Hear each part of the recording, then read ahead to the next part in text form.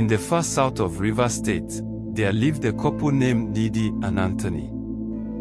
They had been married for 10 long years but were still without a child.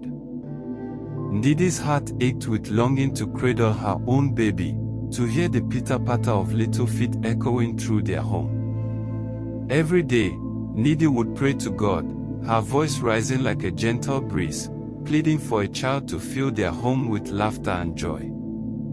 But God remained silent. With each passing year, Ndidi didn't lose hope.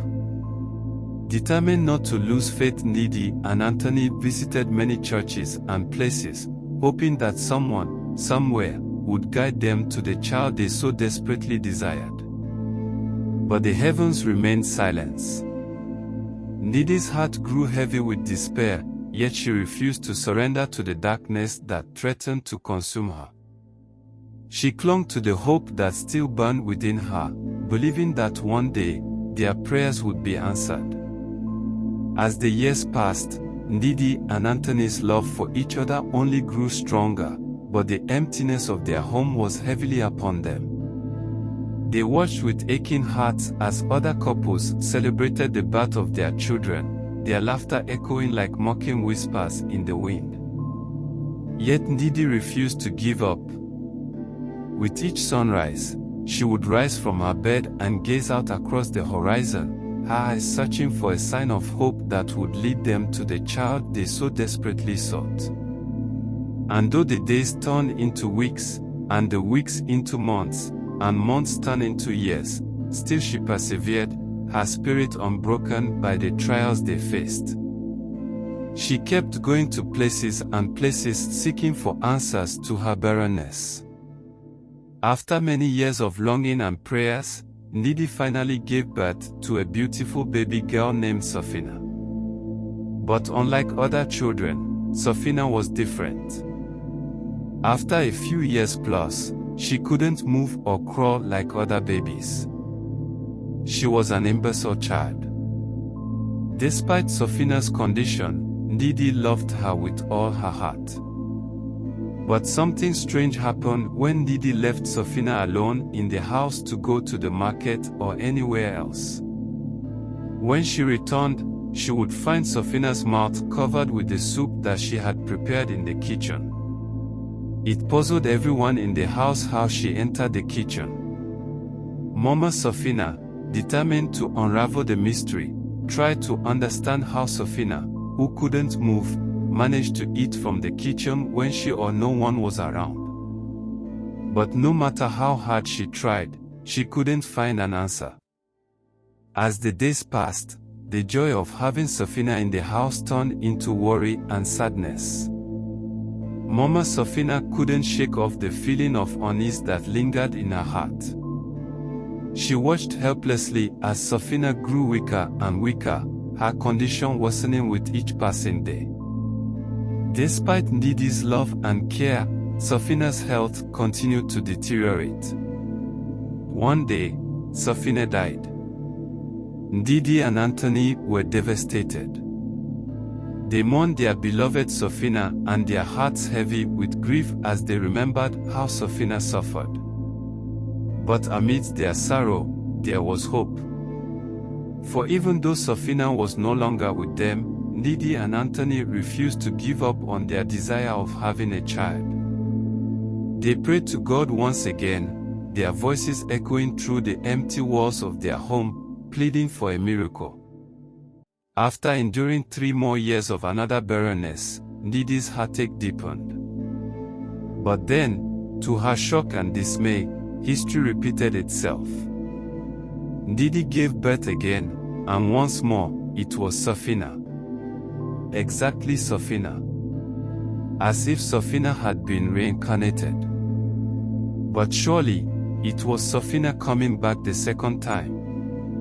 The villagers whispered behind Mama Safina's back, questioning her actions and wondering what she may have done to deserve such a painful fate. Some believed it was a curse, while others speculated that Mama Safina had angered the spirits in some way or went to places she shouldn't have gone. But it was a mystery to uncover. One night, As she was deep asleep, she saw Sofina in her dream. But it wasn't Sofina. It was Sofina's face in a big snake form. She was terrified in her dream as she screamed Jesus. But a voice came to her, saying, "Behold your daughter whom you have given birth to."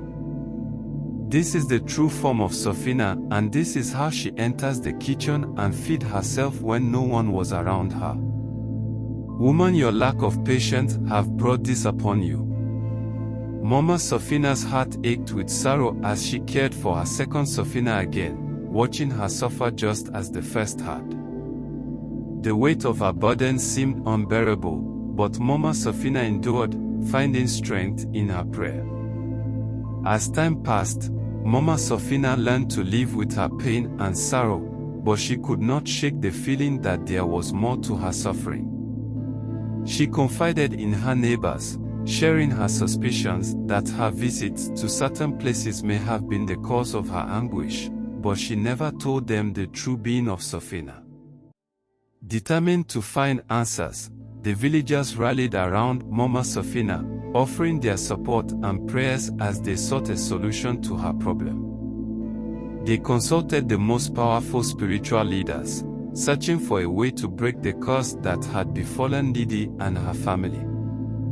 Finally, after much deliberation, it was decided that Didi would undergo a series of powerful prayers, in the hopes of cleansing her and driving away the darkness that had taken root within her. After the prayer, Didi felt a sudden surge of warmth wash over her, filling her with a sense of peace and serenity that she had not felt in years. When Didi opened her eyes, she knew that she had been delivered from her pain. The darkness that had haunted her for so long had been banished, replaced by a new sense of hope and renewal.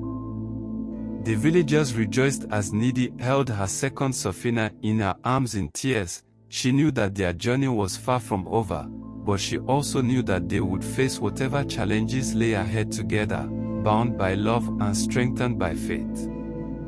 Didi's heart was heavy with regret for seeking help from other places instead of trusting in God. She prayed for forgiveness with all her heart, and finally, God heard her prayers. 3 months later, Sofina passed away once again, relieving Didi of the painful burden of giving birth to the same child twice. Didi found peace knowing that her beloved Sofina was now in a better place. With a heart full of gratitude, Didi continued to pray to God, asking for His forgiveness and guidance. And in His infinite mercy, God blessed Didi and Anthony with a beautiful baby girl whom they named Miracle. It was a true blessing from God, a symbol of His forgiveness and love. As Miracle grew, so did Didi's faith and happiness. And 7 years later, Mama Miracle gave birth to 4 more children, 3 girls and a boy. Their home was filled with laughter and joy, a testament to the patience and forgiveness that God had shown them. And so, dear reader, the story of Mama Sofina and her family teaches us an important lesson. No matter how dark our days may seem, we must always trust in God's plan and have faith that He will guide us through our trials. Patience, forgiveness, and unwavering faith are the keys to finding true happiness and blessings in our lives. This is a true life story. Did you enjoy it? Please like, share and subscribe for more true life African tales. Thanks for watching.